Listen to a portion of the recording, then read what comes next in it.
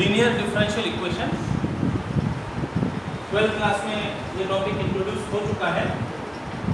यहाँ पर भी ये टॉपिक पढ़ने के आगे इसके बाद Bernoulli's differential equation which can be reduce to linear differential equation पढ़ना है। तो इसको जरा रिवाइज कर लेते हैं।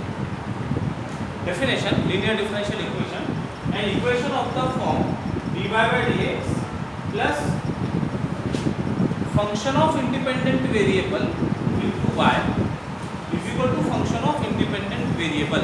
अब बोलते समय हम क्या बोलते हैं, ध्यान दीजिएगा। p of x बोलते समय हमने कहा फंक्शन ऑफ इंडिपेंडेंट वेरिएबल। तो such type of equation is called linear differential equation where this p of x and q of x are functions of independent variable. जो भी होगा इक्वेशन में independent variable उसके टर्म में p और q रहेगा। यहाँ पर x है और दे में भी कांस्टेंट। जैसे जैसे प्रॉब्लम सॉल्व करेंगे तो हमको डिफरेंट लीनियर डिफरेंशियल इक्वेशन दिखेगी। अब एक बार यदि हमने लीनियर डिफरेंशियल इक्वेशन पहचान लिया तो उसको सॉल्व करने के लिए रिजल्ट है जिसको प्रूव करेंगे थ्योरम फॉर्म में। The general solution of linear differential equation dy by dx plus bxy equal to q of x is given by y into e power integral px dx is equal to integral of 2x into e power integral px dx with respect to x integration plus c where c is constant of integration। अब ये result prove करना है तो given equation से शुरू करो। Given differential equation is dy by dx plus bxy equal to q of x। इसके पहले जो कुछ हमने पढ़ा तो वेरिएबल सेपरेबल मेथड पढ़ा है 12th क्लास में। फिर हमने एक्सैक्ट डिफरेंशियल इक्वेशन पढ़ा है और एक्सैक्ट इक्वेशन न रहे तो इंटीग्रेटिंग फैक्टर की हेल्प से इक्वेशन को एक्सैक्ट बनाना सीखा है। तो यदि इसको हम रीराइट करें, इक्वेशन को रीराइट करें तो this can be written as dx plus px into y into dx is equal to 2x into dx। Both are equivalent equations. ये डिफरेंशियल कोएफिशिएंट के फॉर्म में है, डेरिवेटिव इन्वॉल्व हो रहा है इसलिए उसको डिफरेंशियल कोएफिशिएंट में ट्रीट किया जाएगा। ये डिफरेंशियल फॉर्म में है, dx dy आर डिफरेंशियल्स।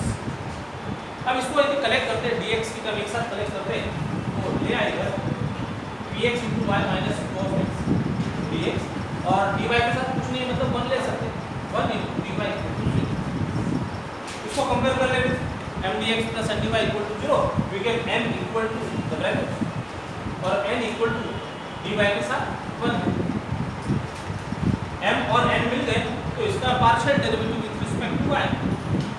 तो y के साथ फंक्शन ऑफ x में कांस्टेंट जैसा होगा, कांस्टेंट y का डेरिवेटिव 1, अकेला कांस्टेंट है, derivative with respect to y is 0। n का derivative partial derivative with respect to x, 1 का derivative 0 with respect to variable x। दोनों इक्वल नहीं है। del m by del y is not equal to del m by del x, therefore equation is not exact। अब exact नहीं है तो इन दोनों का डिफरेंस फाइंड कर लेते हैं। del m by del y minus del m by del x is equal to p of x minus 0 मतलब p of x बचा। p of x। अब इसमें ऐसा क्या डिवाइड करें जिससे फंक्शन ऑफ x रहे, बस फंक्शन ऑफ x रहे। तो दो चॉइस है हमारे पास में, n से डिवाइड करने की या माइनस m से डिवाइड करने की। तो m से डिवाइड करेंगे तो डिनोमिनेटर में y दिखेगा, वो जा नहीं सकता, गायब नहीं हो सकता। n से डिवाइड किया, n तो 1 ही है तो p of x upon 1 is p of x only, मतलब function of single variable x alone. तो जब ऐसा कुछ हो तो integrating factor is given by e power integral of this function of single variable alone. तो integrating factor is e power integral px dx। एक बार integrating factor मिल गया तो इसका रोल जब इसको इक्वेशन में मल्टीप्लाई करेंगे तो वो इक्वेशन एग्जैक्ट डिफरेंशियल इक्वेशन बन जाएगी। तो मल्टीप्लाई कर देते, multiply equation 1 through out by integrating factor. तो सभी टर्म में मल्टीप्लाई करते हैं, e पावर इंटीग्रल सब में मल्टीप्लाई करते हैं। अब मल्टीप्लाई करने के बाद जो राइट हैंड साइड है वो function of single variable x दिखता है, तो इसको इंटीग्रेट करना आसान है, इसका कोई प्रॉब्लम नहीं। अब यहाँ एक जगह x और y दोनों इन्वॉल्व है तो सोचना पड़ेगा कि ये एग्जैक्ट डिफरेंशियल में कन्वर्ट होता है। तो ये जो दो टर्म है यदि हम इसको ऑब्जर्व करें, ई दोनों तरफ है, तो फर्स्ट डेरिवेटिव ऑफ y, तो यदि हम इसको फर्स्ट फंक्शन ले ले, इसको सेकंड फंक्शन ले ले और पूरा इसको प्रोडक्ट को लगा के डिफरेंशिएट करें, तो देखो ऐसा टर्म मिलता है क्या।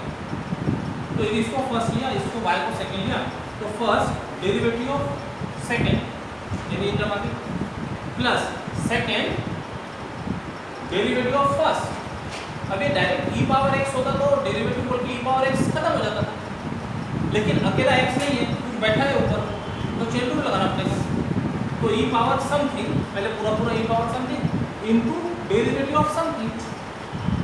अब डेरिवेटिव ले रहे विद रिस्पेक्ट टू x और ये है integration with respect to x, दोनों एक दूसरे को बैलेंस करेंगे, बचेगा p ऑफ x। तो e power something inner function का derivative gives p of x और ये सेकंड फंक्शन, मतलब derivative of product is this left hand side, right hand side में तो फंक्शन ऑफ x का ही है। ब्रैकेट में कुछ भी होगा, यहाँ derivative with respect to x दिख रहा है, इसका मतलब दोनों साइड को हम integration with respect to x कर देते हैं। तो डेरिवेटिव इंटीग्रेशन बैलेंस होने पर बचा जो भी कुछ है वो इज इक्वल टू इंटीग्रेशन पूरा राइट हैंड साइड का with respect to x plus constant of integration. यही हम एक्सपेक्ट कर रहे थे, बस टर्म इधर उधर है, product a into b is equal to b into a वो लिखा जा सकता है। तो दिस कंप्लीट्स द प्रूफ। और एक बार एक प्रूफ समझ में आ गया तो ये जो फॉर्म है, ये फॉर्म को हम जनरलाइज करके लिखते हैं। Note, solution of linear differential equation can be put in the form y an dependent variable into e power integral px dx, ये इंटीग्रेटिंग फैक्टर था। तो dependent variable into integrating factor is equal to बाद की जो term है right hand side में integration के अंदर है, तो इंटीग्रेशन के अंदर किसका इंटीग्रेशन करना है, q ऑफ x, मतलब राइट हैंड साइड इक्वेशन में राइट हैंड साइड में into integrating factor, right hand side into integrating factor का जो रिजल्ट होगा उसका इंटीग्रेशन है प्लस आर्बिट्ररी कांस्टेंट। तो ये फॉर्मेट से सॉल्यूशन को यदि याद रखेंगे तो हमारी इक्वेशन किसी भी डिपेंडेंट और इंडिपेंडेंट वेरिएबल में हो, हम उसको कन्वीनियंटली सॉल्व कर पाएंगे।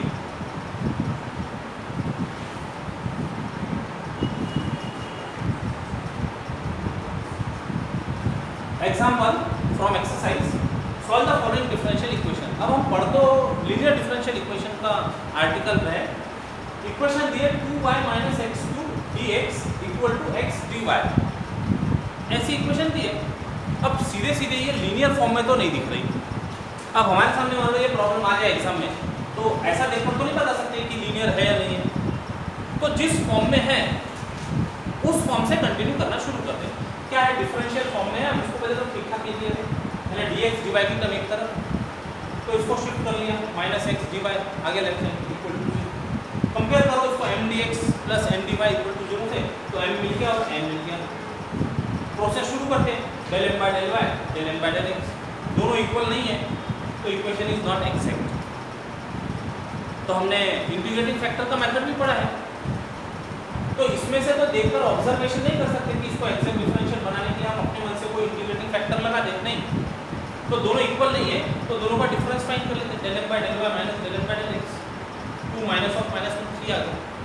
अब इसके साथ क्या डिवाइड करें जिससे ये फंक्शन ऑफ सिंगल वेरिएबल है, तो मान लो n से डिवाइड करते तो उसमें x और y दोनों इन्वॉल्व हो रहा है, काम का नहीं हो अपने। n से डिवाइड करते तो वहाँ केवल सिंगल x है, तो n से डिवाइड करते 3 upon minus x minus 3 upon x which is function of x alone. तो जब ऐसी सिचुएशन मिल रही हो तो हमारे पास मेथड 2 से डायरेक्ट इंटीग्रेटिंग फैक्टर का रिजल्ट है e power integral of function with respect to independent variable, e power integral minus 3 by x dx। ये सॉल्व करना भी 12th क्लास के लेवल की बात है। After simplification we get 1 upon x3, तो ये हो गया इंटीग्रेटिंग फैक्टर 1 अपॉन x3। करना क्या है, इसका इक्वेशन को मल्टीप्लाई करना जिससे वो एग्जैक्ट बन जाए। So on multiplying equation 1 by integrating factor we get an exact differential equation। किस तरह से, तो मल्टीप्लाई कर दो हर टर्म, ठीक ठाक कर लो उसको, ब्रैकेट ओपन कर लो, ठीक ठाक कर लो, तो ये बन गई exact differential equation। ऑलरेडी हम m dx plus n dy rotation पहले यूज कर चुके हैं m और n, तो इनको m डैश और n डैश बोलो, m डैश और n डैश। ये एग्जैक्ट डिफरेंशियल इक्वेशन है, exact differential, this is exact differential equation.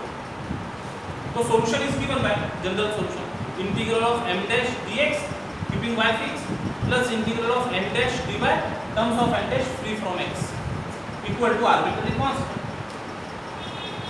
रखते फंक्शन रखते m डैश रखो, n डैश -1/x² है, कोई भी टर्म फ्री फ्रॉम x नहीं है तो 0 का इंटीग्रेशन आर्बिट्ररी कांस्टेंट। और फिर ये 12th क्लास का प्रॉब्लम हो गई इंटीग्रेशन, इसको सॉल्व करो, दिया है हमारा प्रॉपर सॉल्यूशन दिया हुआ। सिंपलीफाई करेंगे तो माइनस माइनस साइन दिखता है, माइनस से मल्टीप्लाई करेंगे तो राइट साइड में माइनस से दिखता है, उसको कुछ नया कांस्टेंट रिप्लेस कर दो, इसको आंसर बोल के रोका जा सकता है। यदि आपको और उसको न्यूमरेटर में रखना है, डिनोमिनेटर को हटाना है, तो x² से पूरे को मल्टीप्लाई करो, x³ c1 x² और y क्या करनी चाहिए पूरा आंसर, तो इसको भी शिफ्ट कर दिया -x³ + c1 x²। एक बार आपने इंटीग्रेशन कर दिया तो आप यहाँ पर रोक सकते हैं, सिंप्लीफिकेशन चाहे तो आपकी मर्जी कर ले, इतना कर सकते हैं। अदरवाइज जैसे इंटीग्रेशन हो गया तो आप यहाँ पर भी this is the general solution बोल के रोक सकते हैं।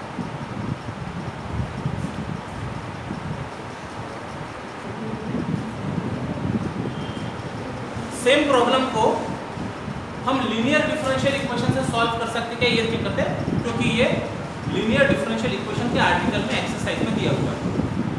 तो alternate method given differential equation is 2y - x³ dx = x dy। अब ये डिफरेंशियल फॉर्म में है, डेरिवेटिव फॉर्म में करने के लिए इसको इक्विवेलेंट फॉर्म में लिख सकते हैं, dx बराबर जाएगा x dy/dx। अब ये लिखते समय ये ध्यान देना जरूरी है कि इक्वेशन में y डिपेंडेंट वेरिएबल का काम कर रहा है, तो टर्म ऑफ y उसके साथ रखना पड़ेगा, तो 2y को साथ में रखेंगे। अब जो कुछ बचा दूसरी तरफ वो function of single independent variable बच गए,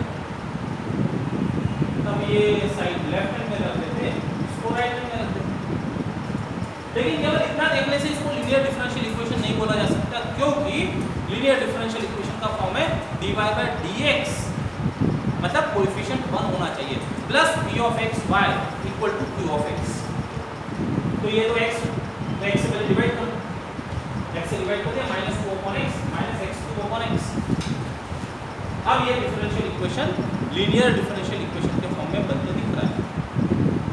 एक बार कंफर्म कर लिया linear differential equation in y age dependent variable, इसका मतलब अब y के साथ जो है वो p of x है और राइट हैंड साइड में जो है वो q of x है। p of x q of x मिलने के बाद डायरेक्ट इंटीग्रेटिंग फैक्टर हमने थ्योरम में पढ़ा था e power integral px dx के फॉर्म में आता है, तो इंटीग्रेटिंग फैक्टर इवैल्यूएट कर लेते हैं, e power integral px dx e power integral -2/x dx p करके इसको पूरा इवैल्यूएट किया तो आ गया 1/x²।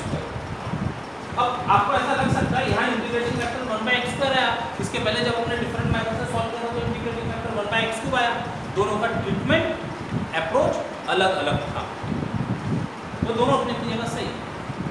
ये लीनियर डिफरेंशियल इक्वेशन से सॉल्व कर रहे तो इंटीग्रेटिंग फैक्टर मिला, वो नॉन एग्जैक्ट मेथड से सॉल्व कर रहे थे तो इंटीग्रेटिंग फैक्टर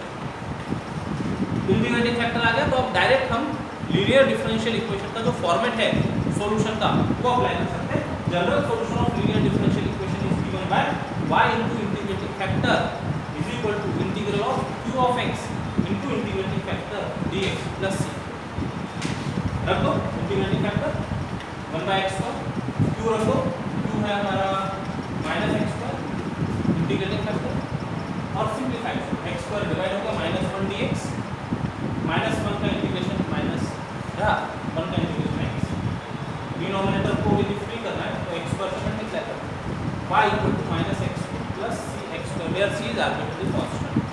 तो this is general solution of given differential equation 1। ये मेथड से जब सॉल्व किया था तो ये भी वैसे ही दिखा था, y = -x³ + arbitrary constant c1 है नोटेशन, कोई फर्क नहीं, x²। तो सेम प्रॉब्लम को दो अलग अलग ट्रीटमेंट से आपने अभी सॉल्व करना सीखा।